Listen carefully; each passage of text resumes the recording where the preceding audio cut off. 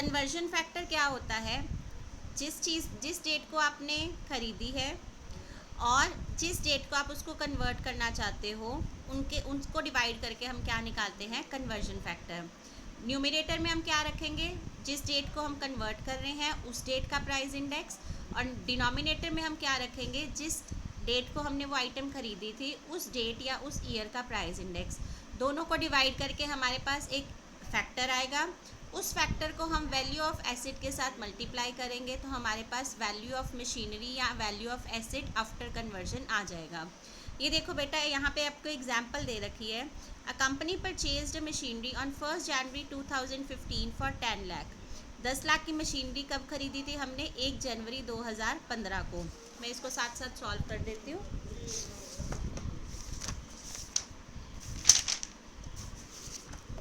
ये देखो, हमने 1 जनवरी 2015 को मशीनरी खरीदी थी 10 लाख। तब हमारा प्राइस इंडेक्स कितना था? 120। ठीक है। अब हम उसकी वैल्यू को रीस्टेट करना चाहते हैं, वैल्यू फाइंड आउट करना चाहते हैं 1 जनवरी 2019 को, और उस टाइम पे उसका प्राइस इंडेक्स कितना है? 180। तो हमारा कन्वर्जन फैक्टर का फॉर्मूला क्या होता है? Price index at the date of conversion divided by price index at the date of purchase. तो कन्वर्जन के टाइम प्राइस इंडेक्स कितना है? 180 डिवाइडेड बाय जब हमने परचेज किया तो प्राइस इंडेक्स कितना है? 120। तो हमारा कन्वर्जन फैक्टर आ गया 1.5। तो हमारी value of machinery after conversion कितनी हो गई?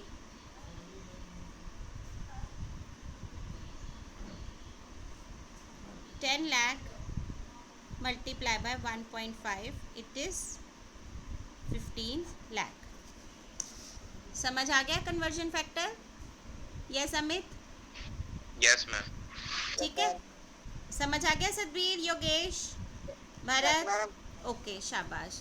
अब ये जो कन्वर्जन फैक्टर होता है, दिस इज़ फॉर, मैं दोबारा रिपीट कर रही हूँ, this is for non recurring items, जिनको हम बार बार नहीं खरीदते। अब जिन आइटम्स को हम बार बार खरीदते हैं उनके लिए हम क्या निकालेंगे? Mid year conversion. Mid year conversion के लिए हम क्या यूज़ करेंगे? Average price index. Average price index अगर आपको क्वेश्चन में गिवन है तो वेल एंड गुड, नहीं तो एवरेज प्राइस इंडेक्स के लिए हम क्या करते हैं? Opening index number at opening plus index number at closing divided by 2। तो यहाँ से हमारा क्या आ जाएगा? Average price index. ठीक है बेटा, मिड पीरियड कन्वर्जन और कन्वर्जन फैक्टर दोनों क्लियर हो गए?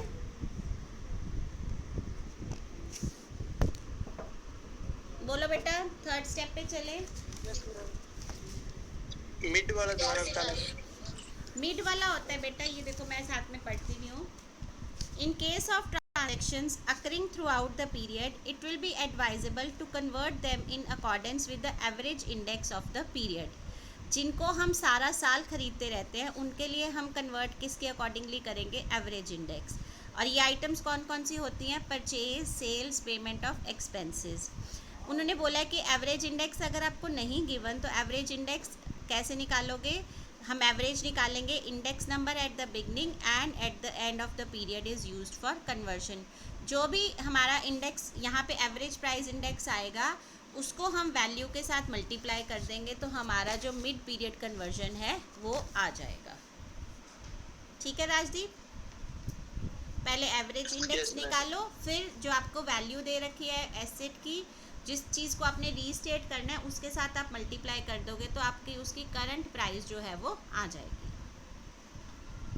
ठीक है, अब हम बात करते हैं थर्ड आइटम पे, monetary and non monetary items. Anybody who can differentiate between monetary and non monetary items? कोई जो डिफरेंशिएट करके बताएगा what do you mean by monetary and non monetary? Ma'am monetary तो वो जो कैश की फॉर्म में है हमारे पास। जो किस फॉर्म में है? कैश फॉर्म में है। ओके, मतलब लिक्विड फॉर्म होगी। और नॉन मॉनेटरी के अंदर जैसे लैंड एंड बिल्डिंग वगैरह होगी। ठीक है। मॉनेटरी तो वो होते हैं जिसको हम मनी में मेजर कर सकते हैं, और नॉन मॉनेटरी वो नहीं होता जिसको हम मनी में मेजर नहीं कर सकते। Yes ma'am. यही होता है ना।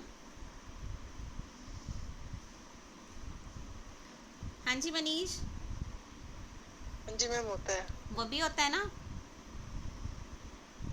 और कोई? हाँ जी सतबीर, यस मैम।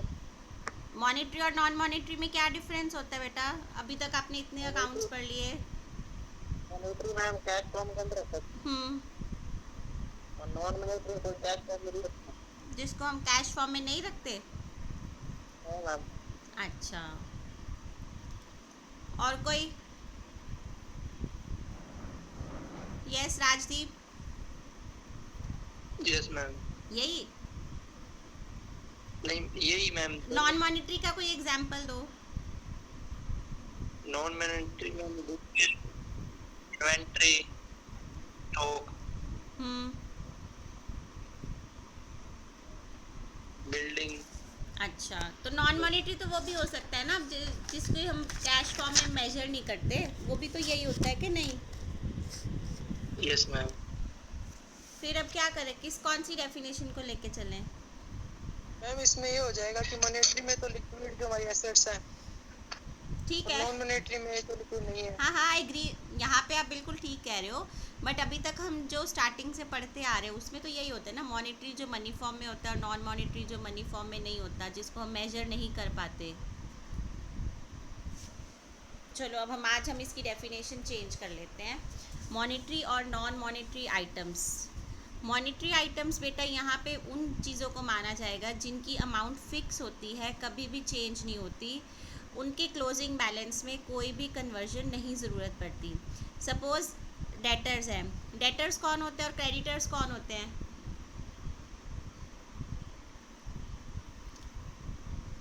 हाँ जी मुकेश। हाँ जी हाँ जी बेटा, डेटर्स और क्रेडिटर्स कौन होते हैं? मैम। डेटर हमारे जिनसे हम पैसे मांगते होते हैं, क्रेडिटर जिनको पेमेंट करनी है। ठीक है, डेटर्स होते हैं जिनसे हमने पैसे लेने होते हैं, और क्रेडिटर्स जिनको हमने पैसे देने होते हैं। ठीक है, तो अगर हमने सपोज़ किसी को चीज़ें बेची, डेटर्स, हमने उसको चीज़ें बेची 1 लाख रुपए की, तो वो हमें 1 लाख रुपए ही देगा ना, ज़्यादा या कम तो नहीं देगा कि दे सकता है? डिस्काउंट हो जी। डिस्काउंट को छोड़ दो। अगर हम उसको कहते हैं अभी तुम 3 महीने बाद मुझे पैसे दे दियो 1 लाख, अब 3 महीने बाद हम उसको दोबारा वैल्यूएशन करेंगे उसकी डेट की कि नहीं करेंगे? No ma'am. नहीं करेंगे ना। तो उसकी जो अमाउंट है वो कन्वर्जन के बाद भी चेंज नहीं हो सकती, उसका बैलेंस उतना ही रहेगा। हमने बैंक से लोन ले लिया 10 साल के लिए 10 लाख रुपए का, तो बैंक हमसे 10 लाख रुपए ही लेगा ना। वो ये थोड़ा देखेगा कि 10 साल पहले अगर 10 लाख थी तो 10 साल के बाद वैल्यू बढ़ गई तो अब तुम मुझे इतने पैसे दो। वो पॉसिबल तो नहीं होता ना। जिससे हमने जितने पैसे लेने होते हैं हम उसको उतने ही वापस करते हैं, चाहे जितना मर्जी टाइम लग जाए। उसके क्लोजिंग बैलेंस में कोई चेंज नहीं आता, तो उसको हम क्या बोलते हैं? Monetary items. क्लियर है बेटा? कंसेप्ट क्लियर हो गया? मॉनेटरी आइटम्स यहाँ पे किसको बोलेंगे? जिसके क्लोजिंग बैलेंस में कभी भी कोई चेंज नहीं आता। जैसे हमने डेटर से जितने पैसे लेने हैं वो हमें उतना ही देगा, चाहे हम उसको जितना मर्जी टाइम दे दें। क्रेडिटर्स को हमने जितने पैसे देने हैं हम उतने ही देंगे। बिल्स पेबल पे हमें जितने मिलने हैं, बिल्स पेबल पे हमने जितने पे करने हैं, रिसीवेबल पे जितने लेने हैं, जो हमारे एक्सपेंसेस जितना खर्चा है हम उतना ही पे करेंगे, उससे ज़्यादा या कम नहीं करेंगे। लोन की अमाउंट जितनी ली है या जितनी दी है हमें उतनी ही वापस मिलेगी, उसमें टाइम पीरियड जो है वो मैटर नहीं करता। तो इन चीज़ों को हम क्या बोलते हैं? Monetary items in inflation accounting. Clear है सबको मॉनेटरी आइटम्स कौन सी होती हैं? हाँ जी बेटा, किसी को डाउट?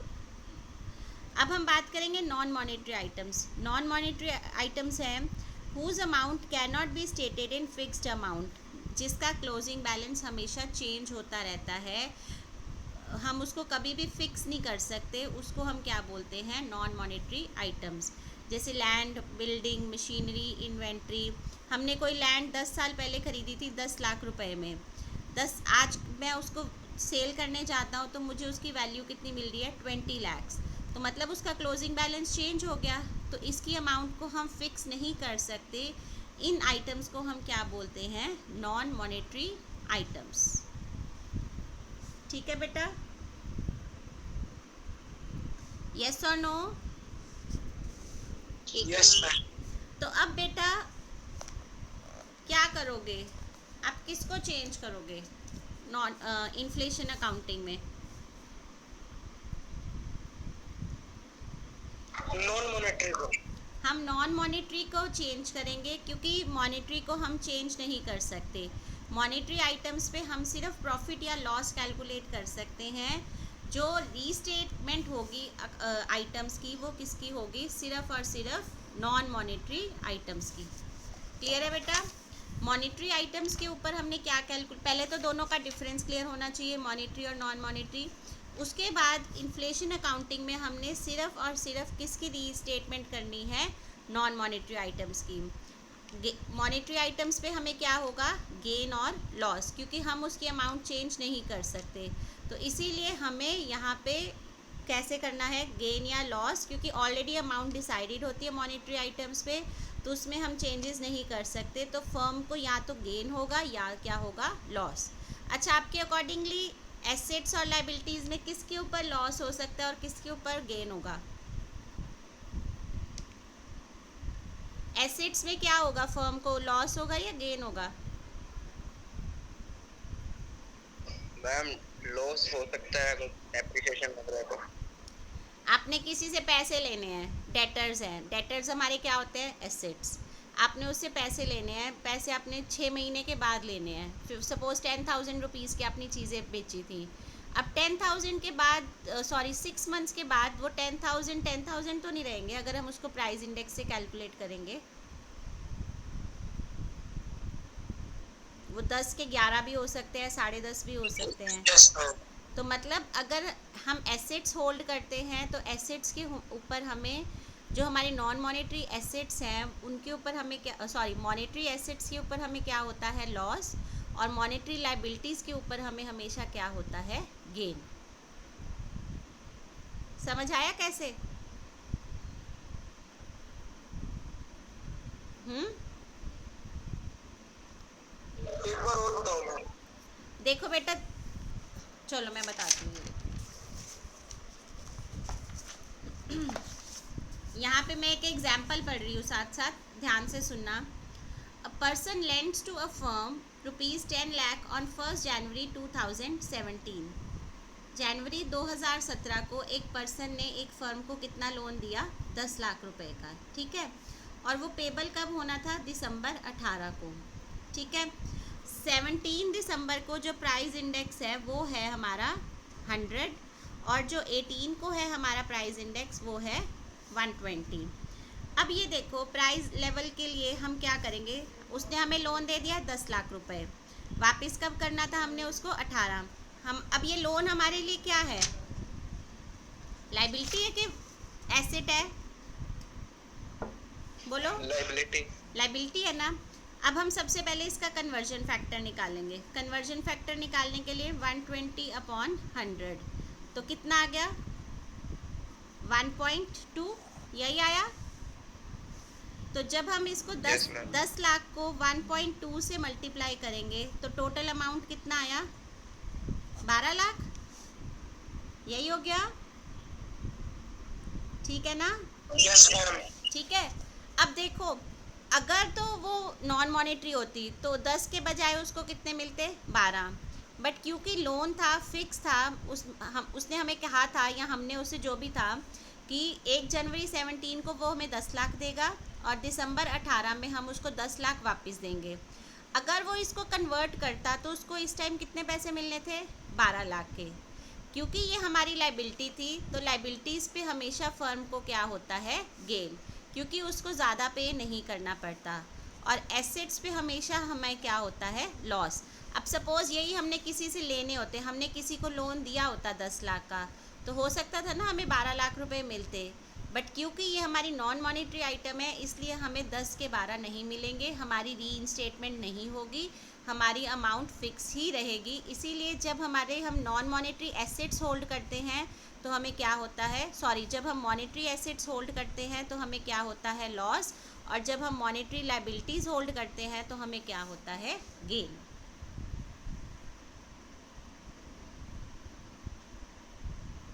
Okay ma'am. आगे समझ सबको, कंसेप्ट क्लियर हो गया? हाँ जी यस बेटा। मैम। कला देवी, सतबीर, Yes, अनीता, ma'am. चंचल, Yes, चिराग, ma'am. गुरप्रीत, हर्ष, Yes, ma'am. कृष्णा, लवनीश, परमजीत, प्रियंका बेटा, सृष्टि, सौरभ, Yes, ma'am. Yes, सुखचैन। दो आइटम्स होती हैं, मॉनेटरी और नॉन मॉनेटरी। मॉनेटरी आइटम्स पे को कभी भी हम रीइंस्टेट नहीं करते, उस पे हमेशा हम क्या निकालते हैं, गेन या लॉस।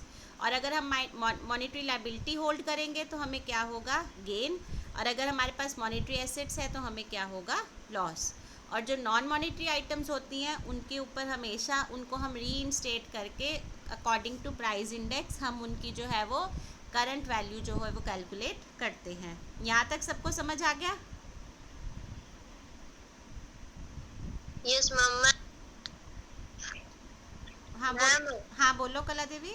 जैसे मैम लोन है, हाँ अगर आप इस पे को ब्याज देना पड़ते तो बेटा, थोड़ा अपना फ़ोन अपने पास रखो, आपकी ना आवाज़ टूट के आ रही है। मैम लोन है, हम्म। कोई इंटरेस्ट तो पेड होगी। लोन का जो इंटरेस्ट होता है, यस मैम। हाँ, मैम जैसे अपनी नॉन आती है लोन हमारा मॉनेटरी में है, हाँ। तो ये कहते हैं ये फिक्स होती है, तो अंदर वो तो बढ़ जाएंगे मैम। बेटा जो इंटरेस्ट होता है ना, वो इंटरेस्ट बीच में इंक्लूडेड होता है इसके।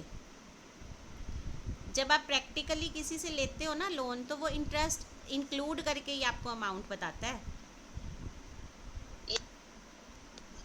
आपने कभी लोन लिया है किसी से? अभी तो नौबत नहीं आई, लोन नहीं अभी नौबत आई भी नहीं और ना ही आए।